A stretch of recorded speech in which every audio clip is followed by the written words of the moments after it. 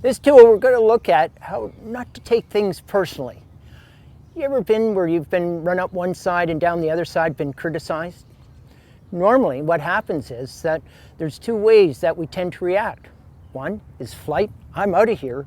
The other one is, hey, I'm not going to take that and I want to fight about it.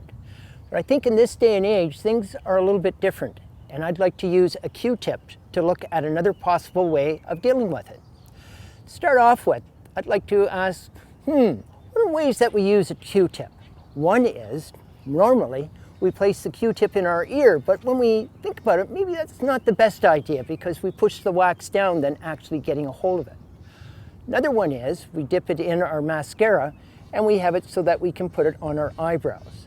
Another one for arts and crafts, we can use the other end. If we've used that one, the other end can be dipped in paint and we can do some painting with it. But however, let's look at the Q-tip. How do you spell Q-tip? Q-T-I-P. What does it stand for? Quit taking it personally. So why? Why is that important not to take it personally? Well, if you like sleeping at night and like being around, it only creates stress sometimes. So we have to start thinking about, okay, yeah, well maybe I got to ease off. Maybe I shouldn't take that personally. There might be various other ways of why things are happening that is causing this. Well, how do I do that? Well, once again, it is sort of talking, maybe talking to the person that is, wait till they calm down and saying, let's talk, let's calm down, and let's do some breathing, and then maybe come back and approach it again. So when do you do it? Usually close to when things do happen, but you got to give time for people to calm down and yourself to feel good, and then to come out with a resolution to that. The lesson here is, remember, quit taking it personally. Folks, how do we show appreciation?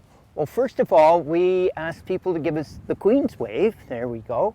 And then the wave. How do we get someone to come towards you? Well, come on over here.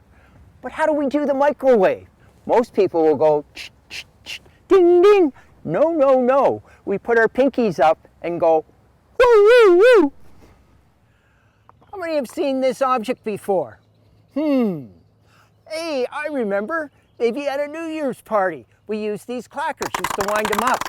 Or how about, remember back in time at football games, used to be in the stands and everybody used to use these clackers? Or how about in Europe?